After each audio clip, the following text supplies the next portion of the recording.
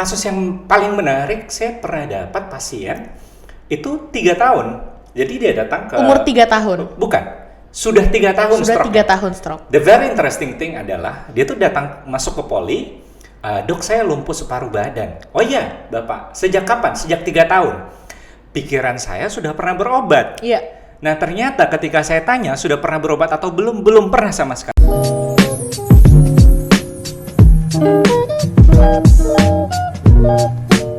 Selamat datang di Insight Podcast, your go-to health insight. Bersama saya Iin Fadilah, dan sekarang kita kedatangan tamu kita yaitu Dr. Raisa Alfatir Heri, spesialis neurologi. Tepuk tangan dulu dong. Oke deh. Gimana kabarnya Dr. Raisa? Oke, baik. Jadi senang sekali bisa dipanggil ke studio Insight Podcast. Yes. Jadi ini bakalan masuk CV saya bagian achievement. Iya. Pernah jadi speaker di Pernah Insight jadi Podcast. speaker ya. Bisa jadi masuk di CV-nya Dr. Resa yang sudah Yes, pasti. bejibun guys, sudah kayak Pasti. novel ternyata. Nah, Dr. Resa, kita akan membahas nggak banyak sih, sedikit tentang World Stroke Day, tentang stroke tentunya. Oke. Salah satu penyakit yang ada di spesialisasi Dr. Resa tentunya Oke, ya. siap. Kita kemarin merayakan WSD ya Dr. Resa? Tanggal berapa tuh? Tanggal 29 Oktober. Jadi setiap tahunnya memang Hari Stroke Dunia dirayakan tanggal 29 Oktober. Sebenarnya bukan merayakan ya. Bukan ini merayakan, memperingati. Memperingati Oke. karena bukan sesuatu yang perlu kita rayakan, tapi sesuatu yang perlu kita jadikan acuan untuk meningkatkan kewaspadaan masyarakat, meningkatkan awareness. Karena stroke itu angka kecacatannya masih nomor 1 di dunia, angka disabilitasnya dengan angka kematian yang gantian sama penyakit jantung, kadang nomor 1, kadang nomor 2, gantian dengan penyakit jantung untuk kategori penyakit yang tidak menular. Oke. Jadi memang sangat penting untuk kita peringati Hari Stroke Dunia setiap tanggal 29 Oktober. Ya. Organisasi Stroke Dunia juga di websitenya itu lengkap sekali untuk kampanyenya, dan di Makassar juga kita cukup aktif merayakan. Bukan merayakan, memperingati. Memperingati. Oke. Apa sih sebenarnya yang tidak diketahui sama masyarakat tentang stroke yang bikin Dr. Resa tuh sebagai neurologis tuh gemes gitu? Kenapa sih masyarakat tuh nggak ngerti tentang hal ini, tentang stroke kayak gitu? Ada nggak sih yang spesifik gitu? Sebenarnya basically mereka tahu mereka stroke. Tahu? Iya, karena sebenarnya informasi tentang stroke itu sudah cukup widely spread, bahwa gejalanya lumpuh separuh badan, bicara, pelo, dan kawan-kawan. Ketika mereka mengalami itu, mereka sudah tahu saya ini stroke. Tapi banyak yang berpasrah diri, banyak yang tidak mencari pertolongan. Karena mereka melihat kebanyakan orang yang stroke ya nasibnya akan lumpuh seumur hidup gitu. Jadi kasus yang paling menarik, saya pernah dapat pasien itu 3 tahun. Jadi dia datang ke Umur 3 tahun? Bukan, sudah 3 tahun Sudah stroke. 3 tahun stroke. The very interesting thing adalah dia tuh datang masuk ke poli, dok saya lumpuh separuh badan. Oh iya Bapak, sejak kapan? Sejak 3 tahun. Pikiran saya sudah pernah berobat. Iya. Nah ternyata ketika saya tanya sudah pernah berobat atau belum, belum pernah sama sekali. Belum pernah. Bayangkan sama sekali. 3 tahun dia lumpuh separuh badan sebelah kiri dan hanya tinggal di rumah karena merasa ini tidak ada harapan lagi gitu. Jadi sebenarnya stroke itu tetap ada harapan. Walaupun mungkin secara teori tidak kan ada 2 organ di dalam tubuh yang tidak memiliki kemampuan untuk regenerasi, sel otak dan sel jantung. Tapi kan secara teori restorasi, sel yang sudah rusak, sel yang sudah mati di otak memang tidak bisa membaik. Tapi sel di sekeliling sel yang mati itu bisa kita rangsang untuk setidaknya menggantikan fungsi sel yang sudah mati gitu. Jadi itulah gunanya beberapa modalitas restorasi seperti fisioterapi, seperti TMS, seperti akupunktur, seperti metode-metode lain gitu. Jadi sebenarnya tetap ada harapan, cuman kebanyakan pasien merasa ketika mereka terkena stroke ini sudah dead end gitu, jalan buntu, tidak ada harapan lagi. Padahal sebenarnya dalam perjalanannya walaupun belum ada yang saya dapatkan pulih 100%, setidaknya ada beberapa kasus yang kembali bisa mandiri gitu, tidak tergantung bersama orang lain. Sebenarnya kan masalah disabilitas itu lebih ke arah apakah kita bergantung sama orang lain atau tidak. Tapi dalam perjalanannya banyak sekali pasien yang kembali bisa mandiri, itu tujuannya kita. Jadi sangat sayang ketika saya dapatkan pasien sudah 3 tahun tidak pernah berobat sama sekali. Itu yang pertama. Yang kedua, ada juga mindset di masyarakat ketika saya terkena stroke dan tekanan darah saya 200 misalnya, saya harus minum obat tekanan darah secepat mungkin gitu. Sebanyak mungkin sampai tekanan darah saya kembali normal. Saya pernah dapat kasus, saya tanya, oke, ini hari ketiga. Hari pertama kejadiannya subuh hari katanya. Setelah subuh hari itu tekanan darahnya 200. Karena pasien tahu bahwa ketika saya tekanan darah tinggi harus minum amlodipin misalnya, akhirnya dia minum amlodipin, tekanan darah langsung turun ke 130. Pada saat itu amlodipin saya lupa kombinasi obat apa yang dia minum.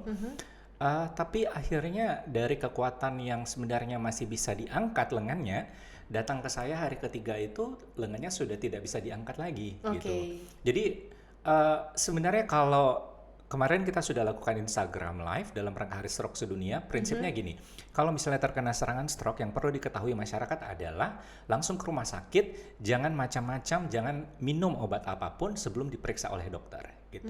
Jadi secepat apa tuh Dokter Resa? Secepat mungkin. Secepat mungkin. Bahkan kalau misalnya pasien datang 6 jam atau 8 jam sejak kejadiannya subuh hari, pasien datang jam 12 siang, itu sudah lewat. Sebenarnya melalui ada beberapa konsensus sebenarnya. Ada yang mengatakan bahwa golden period-nya 3 jam, ada yang mengatakan golden period-nya 4,5 jam. Di Jepang sendiri dan teman-teman di RSCM mengambil patokan 6 jam. Tapi prinsipnya 3 sampai 6 jam berarti. Obat terbaik untuk stroke sumbatan, istilah umumnya stroke sumbatan, hanya bisa dimasukkan jika pasien datang di bawah 6 jam. Di bawah 6 jam. Ya, kalau AHA-ASA patokannya di bawah 4,5 jam. Jadi kalau misalnya sudah di atas 6 jam, itu obatnya sudah tidak bisa kita masukkan lagi. Berarti nggak ada harapan lagi dong di atas 6 jam? Atau masih ada nih harapannya? Di atas 6 jam sebenarnya kita masih bisa melakukan mechanical thrombectomy sampai 24 jam. Tapi mechanical thrombectomy berarti tindakan yang lebih invasif lagi gitu. Kita memasukkan alat untuk menarik. Dan mechanical thrombectomy tidak di semua rumah sakit bisa dilakukan. Kalau kita memasukkan trombolisis sama seperti pada serangan jantung, yang obat tadi ya? Yang obat tadi kita cuma memasukkan lewat suntikan, itu sebenarnya setiap rumah sakit bisa lakukan selama ada fasilitas CT scan gitu. Jadi sangat sayang kalau misalnya datang terlalu lama gitu. Karena tidak semua kok pasien stroke outcome-nya betul-betul lumpuh seumur hidup. Ketika datang di golden period dan kita bisa hancurkan itu sumbatannya, berarti aliran darah bisa kembali mengalir ke daerah-daerah yang kekurangan oksigen, itu angka disabilitasnya sangat minimal gitu. Bahkan pada salah satu video yang disebarkan oleh salah satu perusahaan obat yang memasok obat-obatan trombolitik, itu ketika pasien datang dengan lemah separuh badan, dimasukkan obat-obatan di golden period, cuman perawatan 1 hari, besoknya pasien sudah bisa jalan. Sudah bisa jalan. 100%. 100% kembali. Gitu. Walaupun mungkin tidak ada jaminan 100%, tapi minimal kita bisa lakukan yang terbaik pada saat golden period gitu. Tapi kalau lebih 6 jam nih dok nih, apa yang bisa kita lakukan? Apakah modalitas ataupun terapi yang ditawarkan mungkin untuk Makassar atau Sulawesi ini ada nggak sih untuk lebih 6 jam untuk kembali sebenarnya untuk lebih dari 6 jam yang tadi kita bisa mechanical thrombectomy. Tapi mechanical thrombectomy ada. Oh ada. Di Rumah Sakit Wahidin gitu. Jadi di Rumah Sakit Pusat Pendidikan, terutama rumah sakit pusat rujukan di Indonesia Timur, itu kita bisa lakukan mechanical thrombectomy karena harus dilakukan oleh subspesialisasi dari neurologi yang kita sebut sebagai neurointervensi. Jadi neurointerventionist bisa melakukan. Tapi prinsipnya kalau misalnya sudah di atas 6 jam dan sudah tidak ada fasilitas untuk melakukan mechanical thrombectomy, berarti kita tidak masuk lagi ke dalam terapi primer, tapi kita masuk ke dalam fase pencegahan sekunder. Pencegahan sekunder maksudnya apa? Kita cegah agar tidak terjadi serangan stroke baru. Karena ada serangan subuh hari ini, siang hari bisa ada serangan lagi, gitu. Sore hari bisa ada serangan lagi. Kalau kita tidak segera memberikan tata laksana, gitu. Jadi jangan sampai pasien datang ke rumah sakit dan kita menganggap oh ini sudah lewat golden period, jadi kita bisa santai-santai gitu, sudah lewat 6 jam. Ini misalnya pasien sudah 24 jam, jadi kita bisa santai-santai. Jangan sampai metode pada saat kita santai-santai itu terjadi serangan stroke lagi.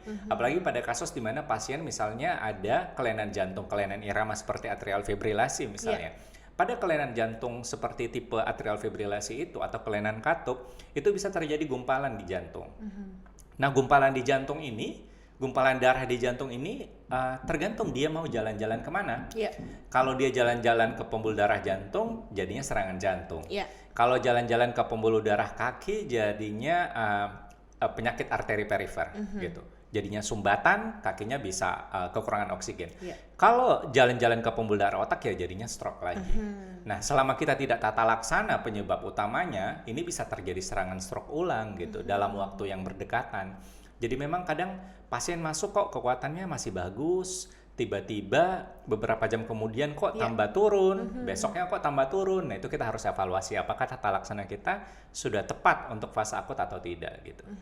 Itu nih permasalahannya, karena orang-orang tuh ketika datang, ketika mengalami stroke langsung merasa pasrah dan menyerah, udah dead end nih, end game nih ceritanya. End game. Nah, dokter sendiri, kalau kita ngomongin tentang sebagai orang yang di rumah nih, sebagai orang misalnya kita punya orang tua ataupun kakek nenek yang, wah ini kayaknya gejala stroke nih, sebagai orang awam, apa sih yang bisa kita lakukan selain cepat-cepat membawa ke fasilitas kesehatan? Yang paling penting bisa kita lakukan kalau misalnya kita dapat pasien di rumah atau keluarga kita di rumah, kita tusuk ujung jarinya pakai jarum karena itu bisa menyembuhkan stroke. Nah, itu hoax ya teman-teman ya.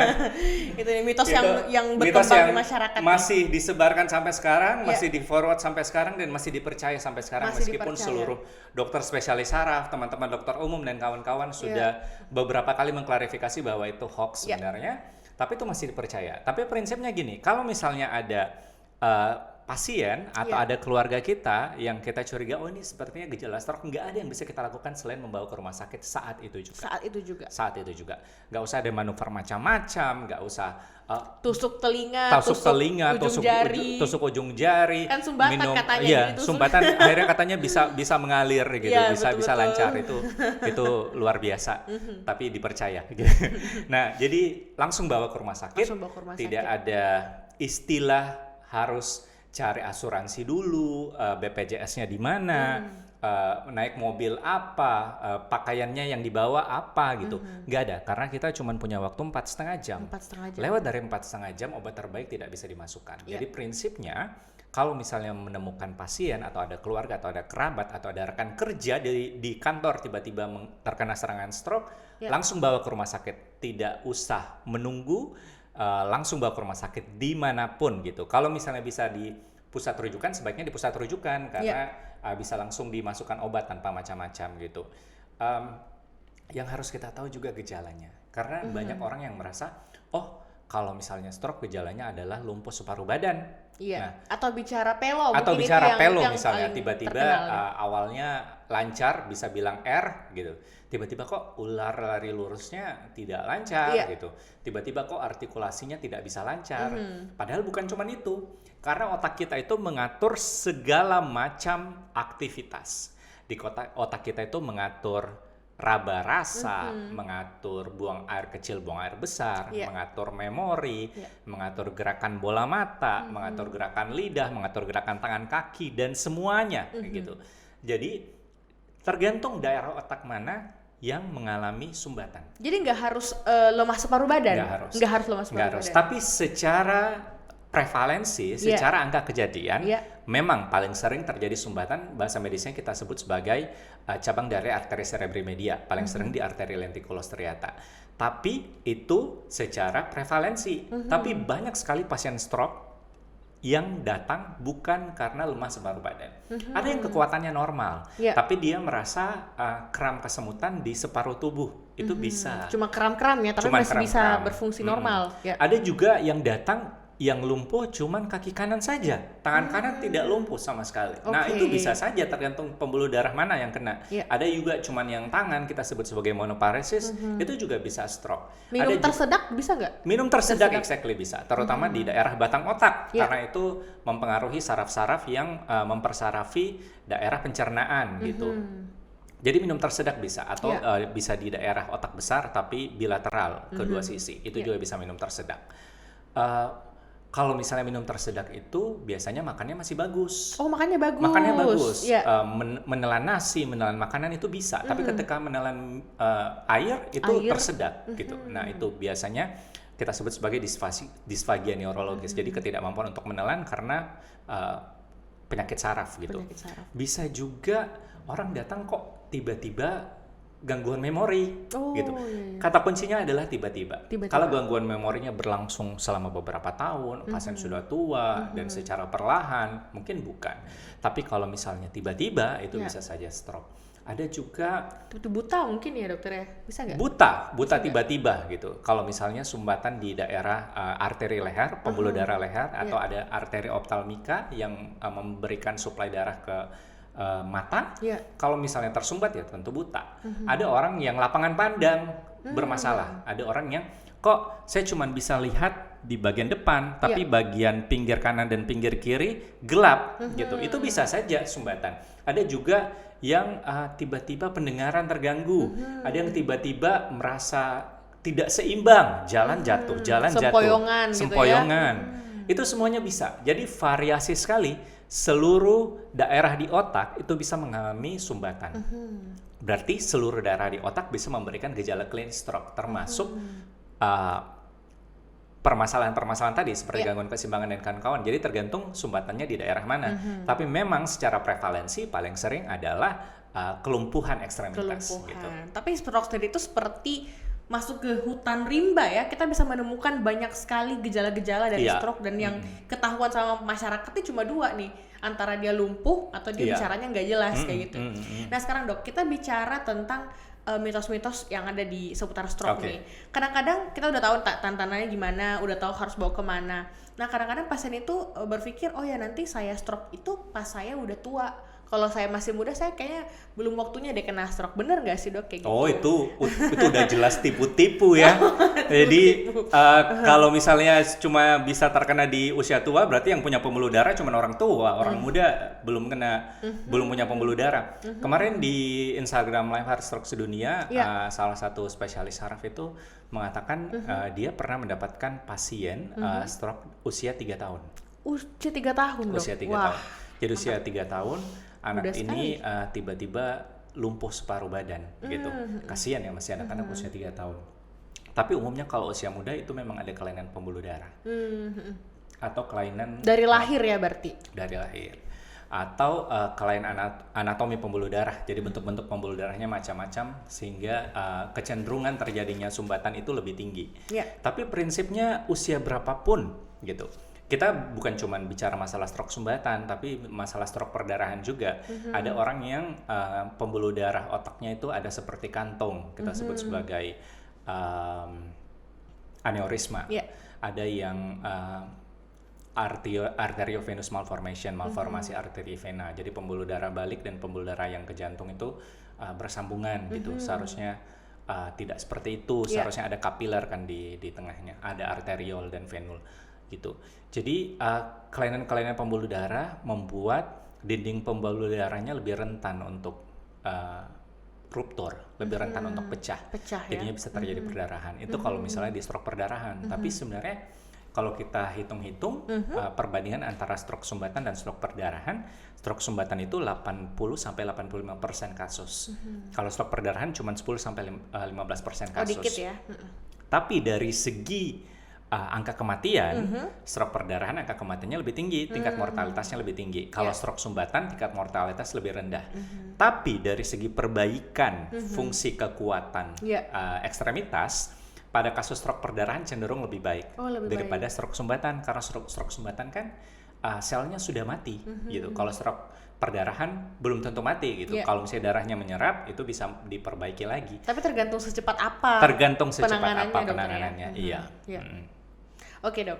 Nah kita ngomongin tadi tentang orang muda juga bisa kena nih. Berarti tadi kan anak-anak nih Dok. Tapi apakah usia muda nih produktif 20-30 kayak kita dengan lifestyle yang seperti sekarang nih, sedentary life dan sebagainya, itu bisa nggak sih berpotensi ke arah sana, ataupun ada faktor risiko mungkin yang mengarah ke stroke?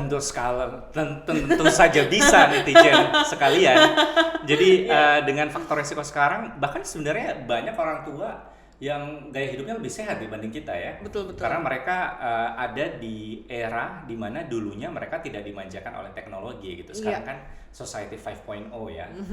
Banyak yang masih tidak masuk ke dalam era Society 5.0. Karena prinsipnya 5.0 kan memang kita berhubungan dengan teknologi, tapi bagaimana caranya biar bukan teknologi yang mengontrol kita, tapi kita yang mengontrol teknologi. Banyak yang menganggap bahwa karena ada teknologi akhirnya kita bisa dimudahkan segala macam hal. Betul. Sebenarnya prinsip Society 5.0 itu kita dimudahkan oleh teknologi agar waktu kita bisa lebih efektif dan kita bisa mengerjakan hal lain gitu. Banyak yang menganggap bahwa Society 5.0 itu banyak teknologi sehingga kita dimudahkan sehingga kita bisa leye-leye istirahat. Bukan seperti itu prinsipnya sebenarnya. Kita tetap harus beraktivitas. Banyak sekali sekarang usia-usia 20-an sudah obesitas, sudah berat badan berlebih. Banyak yang merasa ini adalah self love gitu. Maksudnya bukan bermaksud gimana tapi saya bicara sebagai dokter gitu. Sebagai dokter akan salah rasanya ketika saya ngevalidasi obesitas adalah self love gitu. Karena saya bicara sebagai dokter gitu. Jadi obesitas will never be a part of self love karena secara kedokteran obesitas meningkatkan berbagai macam resiko penyakit termasuk stroke dan penyakit jantung gitu karena bermasalah di pembuluh darahnya. Belum lagi kita melihat banyak usia muda yang sudah mengalami peningkatan gula darah, diabetes mellitus, sudah mengalami hipertensi, tekanan darah tinggi. Kenapa? Karena usia muda itu kita cenderung ambisius ya, seperti saya dan Fadila ini ya, karena kadang ambisi kita itu tidak bisa dikontrol. Betul. Karena ambisi kita tidak bisa dikontrol, jadinya ya kortisol kita dihasilkan terus-menerus gitu kan. Jadi hormon stres tidak bisa dikontrol dan kawan-kawan kita selalu ngejar sana sini, ngejar ambisi sana sini tanpa memikirkan kesehatan. Jadi banyak yang tekanan darahnya tidak terkontrol, gula darahnya tidak terkontrol. Salah satu penyebabnya juga mungkin tidur yang tidak teratur gitu. Apalagi di usia seperti ini.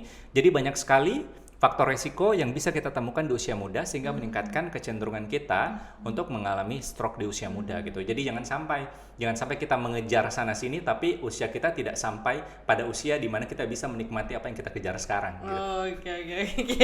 Quotes of the day guys. Nah, Dok, kalau misalnya kita ngobrol tentang tadi kita sempat bahas tentang serangan berikutnya, serangan kedua, serangan ketiga, serangan fajar ya kan.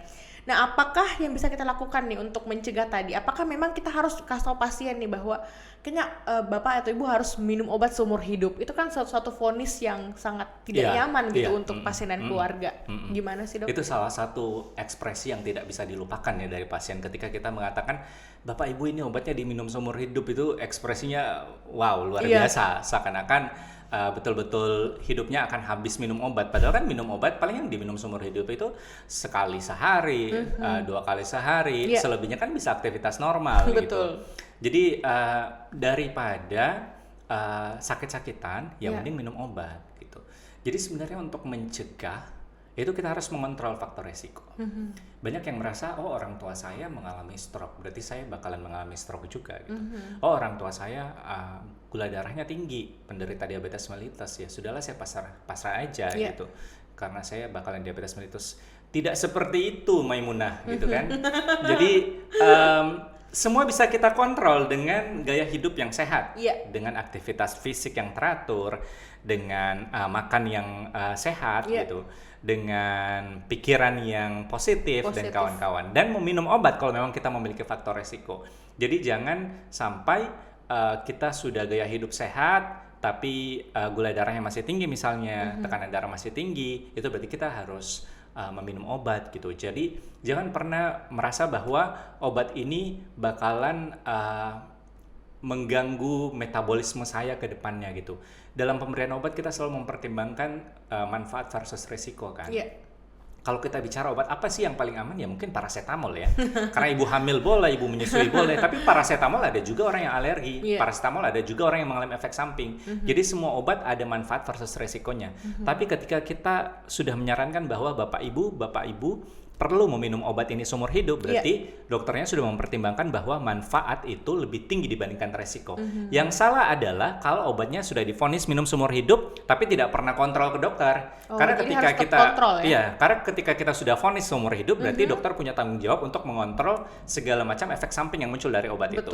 Jadi kalau misalnya saya ketemu kontrol pasien, ada pasien kontrol, salah satu yang paling rutin saya tanyakan adalah apakah ada efek samping obat gitu. Tidak pernah saya lupa untuk menanyakan efek samping obat, karena kalau ada efek samping berarti saya harus either mengatur dosis atau mengganti ke obat lain atau yang lain-lain gitu. Jadi jangan pernah takut, kontrol faktor resiko, minum obatnya memang kalau misalnya butuh obat, Dan jangan pernah merasa ini juga mindset yang paling banyak di masyarakat. Oh, saya sudah terkena stroke, Dok. Saya enggak pernah, Dok, makan daging. Saya enggak pernah, Dok, makan asin-asin. Saya enggak pernah, Dok, minum manis-manis. Kenapa ya, Dok? Tangan saya tidak pernah membaik. Masih lumpuh sudah berbulan-bulan. Padahal saya sudah tidak pernah makan manis, tidak pernah makan asin, tidak pernah makan macam-macam gitu, tidak pernah makan daging. Ya kalau tidak ada sumber protein, ya fisioterapi buat apa gitu kan? Kita kan terapi kan butuh energi gitu. Betul. Proses penyembuhan dimanapun butuh energi. Ya kalau makannya tidak teratur, ya gimana caranya gitu? Karena mindset kebanyakan pasien stroke itu ya tidak boleh makan macam-macam lagi. Bahkan saya pernah dapat pasien makannya cuma buah dan sayur gitu. Itu tidak sehat. Energinya dari mana-mana ya kan? Betul. Jadi jangan sampai ini mindset yang harus kita ubah. Jadi tujuan kita minum obat apa? Untuk hidup normal. Ya kalau kita minum obat dan hidup kita tidak normal, ngapain minum obat gitu kan? Betul. Tujuan kita minum obat adalah hidup produktif. Banyak pasien yang gini, saya sudah pernah terkena stroke, Dok. Terus aktivitas di rumah apa, Ibu? Cuma tidur-tidur saja, Dok. Saya sudah tidak berani masak, tidak berani membersihkan rumah dan kawan-kawan gitu. Banyak sekali yang seperti itu. Jadi saya selalu bertanya, Ibu ngapain saya obati Ibu kalau dengan pengobatan saya Ibu cuma tidur-tidur saja di rumah. Worst thing, itu meningkatkan resiko juga untuk terkena serangan berikutnya karena less physical activity itu dan meningkatkan resiko stroke dan penyakit lainnya akibat sedentary lifestyle. Yang kedua, tidak ada gunanya saya obati Ibu kalau misalnya Ibu akhirnya tidak melakukan apa-apa gitu. Tujuan saya mengobati orang agar orang ini bisa kembali produktif dan bermanfaat untuk orang banyak. Kalau saya mengobati dan Ibu cuma tinggal di rumah tidak melakukan apa-apa ya percuma gitu kan. Untuk apa berobat gitu kan. Jadi ketika kita sudah minum obat, itu berarti kita sudah bisa nikmati hidup, kita sudah bisa bekerja dan bermanfaat buat orang banyak selama kita bisa kontrol obatnya dan rutin kontrol ke dokter. Gitu. Nah, rata-rata kan pasien stroke itu ya, Dok ya, itu kan rata-rata umurnya 60-an gitu. Umur-umur yang memang ya mereka udah pensiun gitu. Tidak ada sinkronisasi antara usia angka harapan hidup sama umur pensiun. Gimana tuh, dokter memberi saran apa nih untuk beraktivitas? Apakah aktivitasnya kembali yang berat seperti ketika dia muda atau ringan-ringan aja, sedang-sedang aja, gimana, Dok? Saya tergantung dari pasien sih sebenarnya. Karena kalau misalnya pasien datang di usia pensiun, saya selalu secara rutin bertanya dulunya kerja apa gitu. Karena kadang otak kita itu kan sebenarnya di atas usia 40 tahun, setiap satu dekade, setiap 10 tahun, volume otak kita itu berkurang 5%. Jadi kalau di atas usia 50, di atas usia 60 tahun mungkin volume otak kita sudah berkurang 10-15% gitu kan. Jadi sebenarnya kita itu menjaga produktivitas tergantung dari aktivitas kita gitu. Kadang setelah pensiun kita sudah tidak melakukan apa-apa. Ya ini sebenarnya dua sisi ya. Ada banyak orang tua yang merasa di usia pensiun saya sudah tidak mau bekerja dan kawan-kawan, itu salah. Yang kedua ada juga anak yang merasa orang tua saya sudah pensiun, biar saya semua yang kerja gitu. Biar saya yang masak, biar saya yang membersihkan dan kawan-kawan. Orang tua jadi tidak ada aktivitas fisik. Jadi yang paling sering yang membuat saya lama menangani pasien karena edukasinya gitu. Jadi saya tuh biasanya nanya ke pasien, Ibu di rumah kerja apa? Tidak ada, Dok. Yang masak siapa? Anak saya. Yang cuci piring siapa? Ada anak saya. Yang bersihkan rumah siapa? Anak saya. Ibu kerja apa? Tidak ada, Dok. Cuma nonton TV dan tidur. Itu pasti saya minta anaknya ikut masuk biar saya edukasi gitu. Tidak ada istilah orang tua sudah usia di atas 60 tahun dan tidak melakukan apa-apa. Tidak ada istilah ketika kita membiarkan orang tua membersihkan rumah berarti kita anak durhaka. Tidak seperti itu gitu. Prinsipnya kita ingin orang tua kita tetap produktif di usia tua gitu. The reason mungkin kenapa Tuhan memperpanjang usia seseorang karena Tuhan merasa di perpanjangan usia itu orang ini masih bisa berkontribusi kepada orang banyak. Nah itu prinsip yang harus kita pegang gitu. Jadi ketika dia masih bisa berkontribusi, silakan berkontribusi, tidak usah dilarang apa-apa. Kalau memang ada sesuatu, misalnya ada resiko jatuh, ada resiko serangan atau apa, ada penyakit jantung dan kawan-kawan, tinggal kita modifikasi aktivitas apa yang boleh dan aktivitas apa yang tidak gitu. Karena akan sangat sayang kalau misalnya orang tua di atas usia 60 tahun akhirnya hanya tinggal di rumah. Banyak sekali gitu. Jaga cucu dan kawan-kawan gitu kan, mindsetnya seperti itu. Banyak sekali yang orang tua datang, Dok saya sakit ini sakit itu gitu. sepertinya penyakit orang tua dok. Tidak seperti itu ibu gitu. Ada orang tua yang tidak sakit seperti itu. Tidak ada istilah penyakit orang tua gitu. Karena banyak orang tua yang tetap bisa sehat. Ya kalau misalnya kita lihat di luar negeri, kan di atas usia 60 tahun masih banyak yang sangat produktif gitu. Dia tergantung apakah kita masih menggunakan otak kita dengan baik atau tidak. Jadi menurut saya sih kapan usia itu tergantung dari batasan yang kita bentuk sendiri. Kalau kita merasa usia kita berhenti di atas usia 60 tahun, berarti di atas usia 60 tahun kita menganggap itu bonus dan kita tidak melakukan apa-apa lagi gitu. Jadi sebenarnya berkontribusi itu sampai akhir hayat ya. Betul. Pensiun itu kan cuma pensiun dari pegawai negeri. Masih banyak sekali hal yang bisa kita bikin gitu. Oke, insightful sekali obrolan kita pada kesempatan kali ini memperingati World Stroke Day, Hari Stroke Sedunia. Hari Stroke Sedunia bersama dengan Dr. Reza. Soalnya banyak netizen yang suka bilang ngapain sih sok bahasa Inggris gitu. Oh, ya gitu, sudah Hari Stroke Sedunia. Padahal yang ngomong kayak gitu mungkin nggak tahu bahasa Inggris. Nah, silakan Dr. Reza mungkin terakhir closing statement nih buat seluruh pendengar Insight Podcast di rumah tentang stroke, whatever. Oke, seluruh berapa? 2 juta penonton Insight Podcast yang sangat hits. Nah, kita baru 2 hari yang lalu, euforianya masih sampai sekarang, kita memperingati Hari Stroke Dunia. Jadi teman-teman di usia berapapun, aktivitas apapun, kita semua memiliki resiko untuk terkena penyakit stroke gitu. Salah satu penyakit pembuluh darah di otak yang memiliki angka kematian dan angka disabilitas cukup tinggi. Jadi jangan sampai teman-teman merasa bahwa saya kan bukan dokter, saya kan bukan perawat, saya kan bukan tenaga kesehatan, ngapain saya susah-susah edukasi gitu. Jadi jumlah kami tenaga kesehatan, jumlah kami dokter di Indonesia masih tidak cukup untuk mengedukasi seluruh masyarakat. Jadi untuk teman-teman bahkan yang bukan petugas kesehatan yang menonton podcast ini, silahkan menjadi edukator kesehatan untuk di lingkungan kecil kalian masing-masing, beritahu bahwa stroke merupakan penyakit dengan angka kematian dan kecacatan yang cukup tinggi.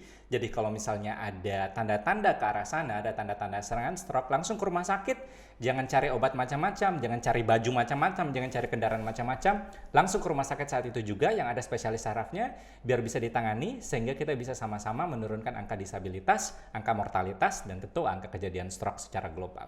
Yeay, tepuk tangan dulu teman-teman semuanya. Terima kasih banyak Dr. Reza telah hadir mengisi podcast pada kesempatan kali ini. Terima kasih, ini saya tunggu-tunggu selama bertahun-tahun yang lalu. Kapan jadi pembicara di Insight Podcast? Untung dapat momennya di World Stroke Day. World Stroke Day. Siap. Oke deh, terima kasih Dr. Reza. Bye-bye.